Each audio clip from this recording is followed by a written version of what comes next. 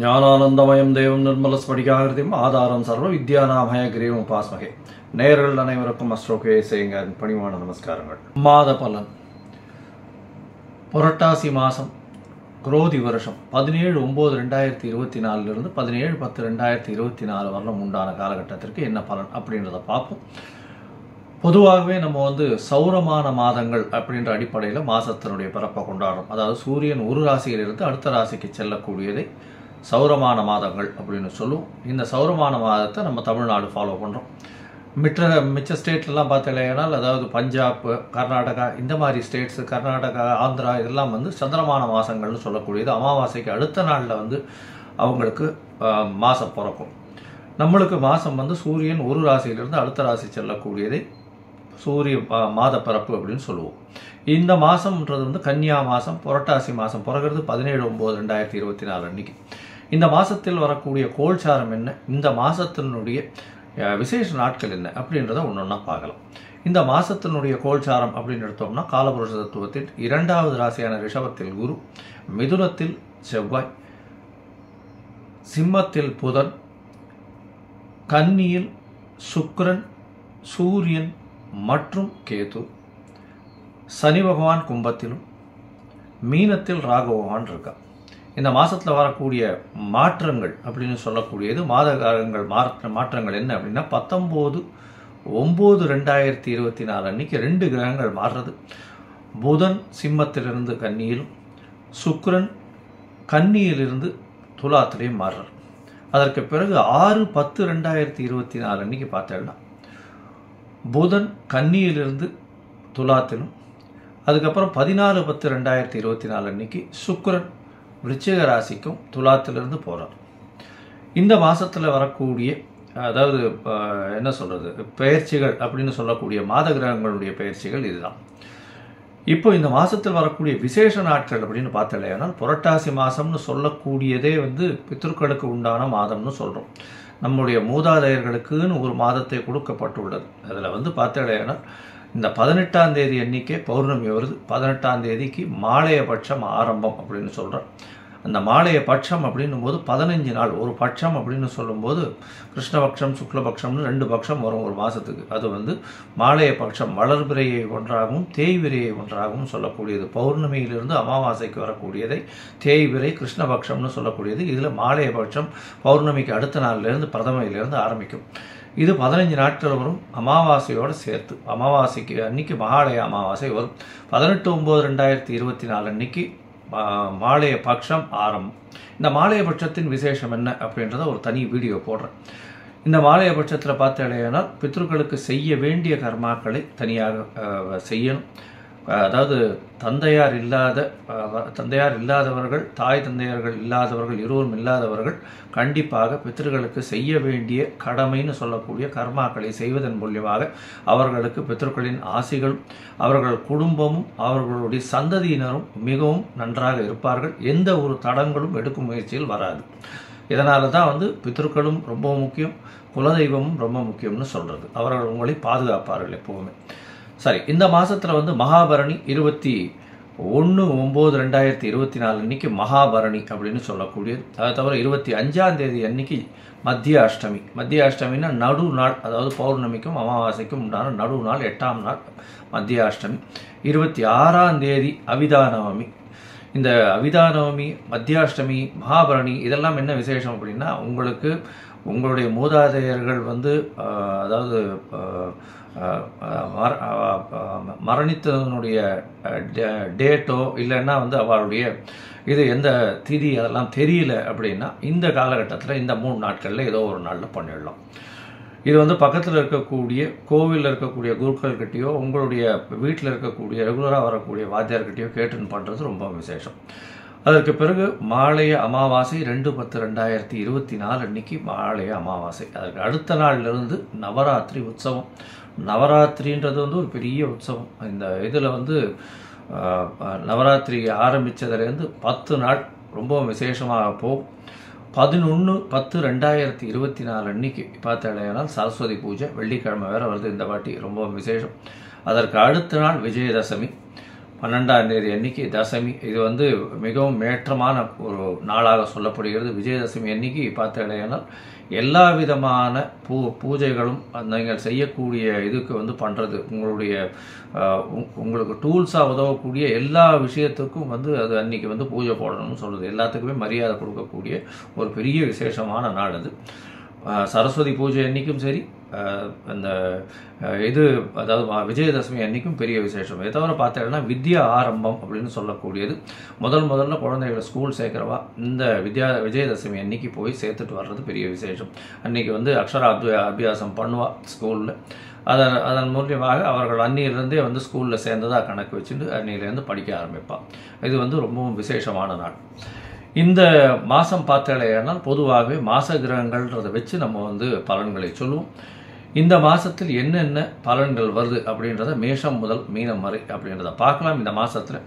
இதை தவிர என்னுடைய மொபைல் நம்பர் கீழே ஸ்க்ராலிங்கில் போயின்னு இருக்கோம். உங்களுக்கு அஸ்ட்ராலாஜிக்கல் கன்சல்ட் தேவைப்படுமானா நீங்கள் எனக்கு ஒரு ஃபோன் பண்ணுங்க. உங்களுடைய date, time, place of birth, உங்களுடைய நேம் அண்டு பேரண்ட்ஸ் நேம் எனக்கு அனுப்புங்க. உங்களுடைய ஜாதகத்தை போட்டு முதல்ல அதில் சந்தி இருக்கான்னு பார்க்கணும். அதாவது நட்சத்திர சந்தி, பாத சந்தி, அதை தவிர வந்து லக்ன சந்தி, லக்ன பாத சந்தி இதெல்லாம் இருக்கான்றதை பார்த்துட்டு அதற்கு பிறகு உங்களுடைய ஜாதகத்தை குறித்து உங்களுக்குன்னு ஒரு அப்பாயின்மெண்ட்டு கொடுக்குறேன். என்னுடைய கட்டணம் என்னன்னு சொல்கிறேன், நீங்கள் அதை போடுங்க.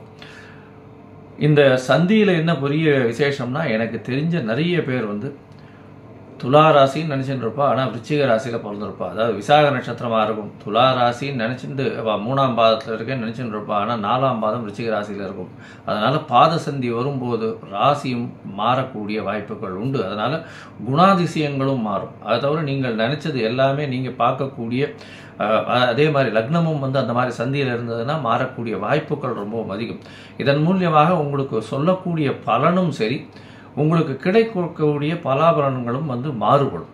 அதனால் என்ன ஆகும்னா, நீங்கள் நினச்சிட்டு இருக்கிறது வந்து துளாராசின்னு நினச்சிட்டு இருப்பீங்க, ஆனால் விருச்சிக ராசியில் இருப்பீங்க. பலாபலன்கள் மொத்தமே மாறும். உங்களுடைய கேரக்டரிஸ்டிக்ஸ், உங்களுக்கு வரக்கூடிய அதிர்ஷ்டங்கள், நீங்கள் அதிர்ஷ்டம் இல்லாத நாட்களில் போய் அதிர்ஷ்டம் நினச்சின்னு பண்ண போய் அதுவும் ஃபெயிலியர் ஆகும். ஸோ அதனால் ரொம்ப ஜாகிரதையாக இதை மட்டும் குறிச்சிட்டு பண்ணுறது ரொம்ப விசேஷம். சரி, இப்போ மேஷம் முதல் மீனம் வரை இந்த புரட்டாசி மாதம் எப்படி இருக்குது அப்படின்றத பார்ப்போம். இப்போ ஒரு ராசியாக மேஷம் முதல் மீனம் வரை பார்க்கலாம். மகரம், உத்திராடம், திருவோணம், அவிட்டம் இந்த 3 நட்சத்திரம் 9 பாதங்களை கொண்ட ராசி. ராசியின் அதிபதினு சொல்லக்கூடியவர் சனி பகவான். ராசிக்கு 2ஆம் இடத்துல வக்ரகதியில் இருக்கார். பேச்சில் ரொம்ப ஜாகிரதையாக இருக்கும். குடும்பத்தில் நல்ல ஒரு ஏற்றம் இருக்கக்கூடிய காலகட்டம். பணவரவு இருக்க, பஞ்சம் இருக்காது. குடும்பத்தில் சிறு சிறு சலசலப்புகள் இருக்கும். கணவன் மனைவிக்குள்ளே சிறு சிறு சலசலப்புகள் இருக்கக்கூடிய காலகட்டமாக அமையும். இந்த மாதம் வந்து புரட்டாசி மாதம் குரோதி வருஷம் பார்த்தடையானால் 17/9/2024 17/10/2024 வரலும் உண்டான நாட்கள். பொதுவாகவே மாத பலன் நாங்கள் வந்து மாத கிரகங்கள்னு சொல்லக்கூடிய சூரியன், புதன், செவ்வாய் மற்றும் சுக்கிரனுடைய பெயர்ச்சிகளும் மாற்றங்களை வச்சு சொல்லக்கூடியது. இந்த மாத பலனை பார்த்தடையானால் உங்களுடைய ராசிக்கு செவ்வாய் 6ஆம் இடத்துல இருக்கிறது பெரிய விசேஷம். 4ஆம் அதிபதி 6ஆம் இடத்துல இருக்கிறதுனால தாயின் மூலியமாக சொத்துக்கள் வரும். புதிய கடன் ஏற்படக்கூடிய வாய்ப்புகள் உண்டு. கடன் எல்லாத்தையும் வந்து எந்த ஒரு பிரச்சனையாக இருந்தாலும் அதை ஈஸியாக ஃபேஸ் பண்ணி வெற்றி பெறக்கூடிய வாய்ப்புகள் நிச்சயமாக இருக்கும். ஏன்னா 6ஆம் இடத்துல செவ்வாய் பகவான் இருக்கிறது ரொம்பவும் விசேஷம். அதுவும் வந்து 6ஆம் அதிபதி உங்களுடைய ராசிக்கு பார்த்தடையானால் 9ஆம் இடத்துல ஆட்சி உச்சம் மூல திரிகோணம் பெறுறது பெரிய ஏற்றத்தை கொடுக்கக்கூடிய காலகட்டம். இந்த மாதத்தில் பார்த்தடையானால் புரட்டாசியில் 17ஆம் தேதி மாதம் பிறகுறது 2 நாளில் 19ஆம் தேதி அன்றைக்கி உங்களுடைய ராசிக்கு 9ஆம் இடத்துல சூரியன், புதன், அதாவது 9ஆம் இடத்துல சூரியன் ஏற்கனவே போயிடுற புதனும் சுக்கிரனும் வந்து புதன் வந்து 9ஆம் இடத்துலையும் சுக்கிரன் 10ஆம் இடத்துலையும் போயிருக்கிறது பெரிய விசேஷம். தொழிலில் அபரிமிதமான ஏற்றம் இருக்கும். 10ஆம் அதிபதி 10ஆம் இடத்துல ஆட்சி பெற்று போயிருக்கிறது ரொம்ப விசேஷம். உங்களுக்கு ஏற்கனவே குரு பகவான் 5ஆம் இடத்துல இருக்கார். அதன் மூலியமாக குழந்தை பிராப்தி ஏற்படக்கூடிய பாக்கியம் நிச்சயமாக உண்டு. 2வது திருமணத்திற்கு பார்த்து கொண்டு இருப்பவர்களுக்கு கண்டிப்பாக 2வது திருமணத்திற்கு இந்த காலகட்டத்தில் ஃபிக்ஸ் ஆகக்கூடிய வாய்ப்புகள் உண்டு. 10ஆம் இடத்துல தொழில் ஸ்தானத்தில் சுக்கிரன் இருக்கிறது பெரிய ஏற்றம். இதன் மூலியமாக ஆட்சி பெற்ற சுக்கிரனாக இருக்கிறதுனால கண்டிப்பாக எல்லா விதமான வெற்றியும் தொழிலில் வரும். தொழிலில் வந்து நல்ல ஒரு ஏற்றம் கிடைக்கக்கூடிய காலகட்டமாக அமைய போகிறது. உங்களுடைய ராசிக்கு 9ஆம் இடத்துல பார்த்தீங்களேனால் 9ஆம் அதிபதி ஆட்சி, 10ஆம் அதிபதியும் ஆட்சியாக இருக்கார். பெரிய ஏற்றமான காலகட்டமாக அமைய போகிறது. ஏன்னா 9, 10 அதிபதிகள் ஆட்சி பெற்று போயிருக்கிறதுனால பொது காரியங்களுக்கு நிறைய உங்களுடைய பணங்களை உபயோகப்படுத்துவீங்க. அதை தவிர பார்த்தாலேயானால் பொது காரியங்களை தவிர பார்த்தாலேயானால் உங்களுக்கு புதிய பதவி, புகழ், அந்தஸ்து, கௌரவம், மரியாதை இதெல்லாம் வரக்கூடிய வாய்ப்புகள் நிச்சயமாக உண்டு. 8ஆம் அதிபதியும் உங்களுடைய ராசிக்கு 9ஆம் இடத்துல போய் சேர்றது பெரிய விசேஷம். இந்த மாதத்தில் பார்த்தாலேயானால் 3 கிரகங்கள் மாறுறது, அதாவது சூரியன் இந்த மாதம் பிறக்கும்போது கன்னியா ராசிக்கு போகிறது பெரிய விசேஷம். 9ஆம் இடத்துல அஷ்டமாதிபதி போயிருக்கிறதுன்றதை விட சூரியன் போயிருக்கிறது, குருவின் பார்வையில் இருக்கிறது பெரிய ஏற்றம். அதனால் அதாவது வெளியூர், வெளிமாநிலம், உங்களுக்கு தெரியாத ஆகாத நபர்கள் மூலியமாக திடீர் பணம் வரக்கூடிய வாய்ப்புகள் நிச்சயமாக உண்டு. ஷேர் மார்க்கெட் அந்த மாதிரியான விஷயங்களில் நல்ல ஒரு ஏற்றம் கிடைக்கக்கூடிய காலகட்டமாக இருக்கும். உங்களுடைய மூதாதையர்கள் மூலியமாக நல்ல ஒரு ஏற்றம் கிடைக்கும். தந்தையின் மூலியமாக சொத்துக்கள் வரக்கூடிய பாக்கியம் நிச்சயமாக உண்டு. படிக்கக்கூடிய மாணவர்கள் வெளிநாடு, வெளியூர் போகக்கூடிய வாய்ப்புகள் நிச்சயமாக உண்டு. படிக்கக்கூடிய மாணவர்களுக்கு மேல்நாடு போய் படிக்கக்கூடிய வாய்ப்புகள் இந்த மாதத்தில் நிச்சயமாக கிடைக்கும். உங்களுடைய ராசிக்கு பார்த்தாலேயானால் 10ஆம் இடத்துல சுக்கிர பகவான் அவர் நல்ல ஒரு ஏற்றத்தை கொடுப்பார். போதும் இப்போ இந்த மகர ராசிக்காரர்கள், அதுவும் சட்டம் ஒழுங்கு இந்த மாதிரியான விஷயங்களில் இருக்கிறவங்க, அதாவது அட்வொகேட்டாவோ இல்லை போலீஸ் இந்த மாதிரியான பொசிஷனில் இருக்கிறவா, அதை தவிர லா அண்ட் ஆர்டர் பார்த்து கொள்ளக்கூடியவர்கள், தவிர இந்த எண்ணெய் வித்துக்கள் விற்கிறவங்க, எண்ணெய் பிஸ்னஸ் பண்ணுறவங்க, இந்த கரிசல், மண், கருப்பு ட்ரெஸ்ஸு, இரும்பு சம்பந்தமான விஷயங்கள், வெஹிக்கிள்ஸ், 2 வீலர் 4 வீலர் இந்த மாதிரியான இது விற்கிறவங்க, அதை தவிர கறி விற்கிறவங்க, இவங்களுக்கெல்லாம் பெரிய ஏற்றம் கிடைக்கக்கூடிய காலகட்டமாக அமைய போகிறது. இரும்பு சம்பந்தமான தொழிலில் பெரிய ஏற்றம் இருக்கக்கூடிய வாய்ப்புகள் இந்த மாதத்தில் இருக்குது. இந்த மாதத்தில் பார்த்தாலேயானால் உங்களுக்கு எல்லா விதமான விஷயங்களும் நிச்சயமாக நடக்கும். முயற்சிகள் அனைத்தும் வெற்றி பெறும். ஏன்னா 3ஆம் இடத்துல ராகு, எடுத்த முயற்சிகள் எல்லாமே வெற்றி அடையக்கூடிய வாய்ப்புகள் நிச்சயமாக இருக்கும். ஆனால் சில நாட்கள் உங்களுடைய முயற்சிகளை தள்ளி வைப்பது நல்லது. இது சந்திராஷ்டம நாட்கள்னு சொல்கிறோம். இந்த சந்திராஷ்டம நாட்களில் சந்திர பகவான் உங்களுக்கு சப்தமாதிபதினு சொல்லக்கூடியவர். அவர் மதிகாரகன். அவர் மறைந்திருக்கக்கூடிய காலகட்டத்தை சந்திராஷ்டமம்னு சொல்கிறோம். புதிய முயற்சி வேண்டாம். வெளியூர், வெளிமாநில பிரயாணம் வேண்டாம். இந்த மாதத்தில் பார்த்தாலேயானால் 29/9/2024 1/10/2024 வரலும் உண்டான காலகட்டத்தில் சந்திராஷ்ட தினமாக இருக்குது. இந்த காலகட்டத்தில் புது முயற்சி எடுக்காதீங்க. யாருக்கும் ஜாமீன் கையெழுத்து போடாதீங்க. பொறுமையாக இருக்கிறது ரொம்பவும் நல்லது. இந்த மாதத்தில் பார்த்தாலேயானால் உங்களுடைய ராசிக்கு